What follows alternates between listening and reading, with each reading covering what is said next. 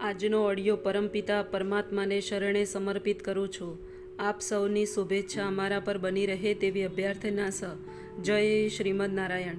શ્રીમદ ભગવદ્ ગીતા અધ્યાય 10 પરમેશ્વરનું ઐશ્વર્ય, શ્લોક 41 અને 42. તું જાણી લે કે સમગ્ર ઐશ્વર્ય, સૌંદર્ય તથા તેજસ્વી સર્જનનો મારા તેજના એક સ્ફુલિંગ માત્રમાંથી ઉદ્ભવે છે. કોઈપણ તેજસ્વી કે સુંદર અસ્તિત્વને કૃષ્ણના ઐશ્વર્યના માત્ર અંશ રૂપે જાણવું જોઈએ. પછી ભલે તે આધ્યાત્મિક જગતમાં હોય કે ભૌતિક જગતમાં, કોઈ પણ અસાધારણ ઐશ્વર્યયુક્ત વસ્તુને કૃષ્ણની વિભૂતિ સમજવી જોઈએ. પરંતુ હે અર્જુન, આ સર્વ વિગતવાર જ્ઞાનની શી જરૂર છે? હું તો મારા એક અંશ માત્રથી આ સમગ્ર બ્રહ્માંડને વ્યાપીને તેને ધારણ કરું છું. પરમાત્મા રૂપે બ્રહ્માંડની સર્વ વસ્તુઓમાં પ્રવેશ કરવાથી પરમેશ્વરનું સમગ્ર જગતમાં પ્રતિનિધિત્વ છે. ભગવાન અહીં અર્જુનને કહે છે કે બધી વસ્તુઓ કેવી રીતે પોતપોતાના ઐશ્વર્ય તથા ઉત્કર્ષમાં સ્થિત છે એ જાણવાની જરૂર નથી. કૃષ્ણના પરમાત્મા રૂપે પ્રવેશવાથી સર્વ અસ્તિત્વ ધરાવે છે એટલું તેણે જાણવું જોઈએ. બ્રહ્મા જેવા વિરાટ જીવથી માંડીને કીડી જેવા ક્ષુદ્ર જીવ સુધી એટલા માટે વિદ્યમાન છે કે ભગવાન તે સૌમાં પ્રવેશીને તેમનું પાલન કરે છે.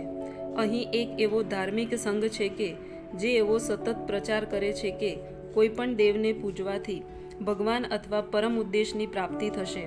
પરંતુ અહીં દેવ પૂજનને સર્વથા નિરુત્સાહી કરવામાં આવ્યું છે, કારણ કે બ્રહ્માજી તથા શિવજી જેવા મહાન દેવો પરમેશ્વરની વિભૂતિના અંશ માત્ર છે.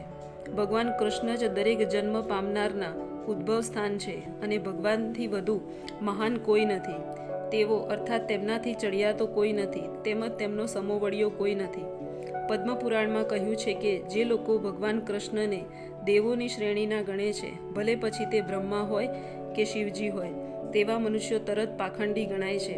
પરંતુ જો કોઈ કૃષ્ણના ઐશ્વર્યો તથા શક્તિના વિસ્તારોનો સારી રીતે અભ્યાસ કરે તો તે બેશક ભગવાન કૃષ્ણની સ્થિતિને સમજી શકે છે અને અનન્ય ભાવે કૃષ્ણને ભજવામાં સ્થિર થઈ શકે છે. ભગવાન શ્વાંસ વિસ્તારથી પરમાત્મા તરીકે સર્વવ્યાપી છે અને દરેક વિદ્યમાન વસ્તુમાં પ્રવેશ કરે છે. તેથી શુદ્ધ ભક્તો પૂર્ણ ભક્તિયુક્ત થઈને કૃષ્ણ ભાવના મૃતમાં એકાગ્રચિત્ત થાય છે. તેથી તેઓ સદા દિવ્ય સ્થિતિમાં હોય છે. આ અધ્યાયના શ્લોક 8થી 11માં કૃષ્ણની ભક્તિ તથા પૂજાનું સ્પષ્ટ સૂચન છે. શુદ્ધ ભક્તિનો આ જ માર્ગ છે. આ અધ્યાયમાં એ સારી રીતે સમજાવ્યું છે કે મનુષ્ય કેવી રીતે સર્વોચ્ચ ભક્તિની સિદ્ધિ અર્થાત પૂર્ણ પુરુષોત્તમ પરમેશ્વરનો સંગ પ્રાપ્ત કરી શકે છે. કૃષ્ણની પરંપરામાંના એક મહાન આચાર્ય શીલ બલદેવ વિદ્યાભૂષણ આ અધ્યાયના ભાષ્યનું સમાપન આ કથન દ્વારા કરે છે. પ્રતાપી સૂર્ય પણ કૃષ્ણની શક્તિમાંથી તેની શક્તિ પામે છે અને સમગ્ર જગતનું પાલન કૃષ્ણના એક શ્વાંસ વિસ્તારથી થાય છે.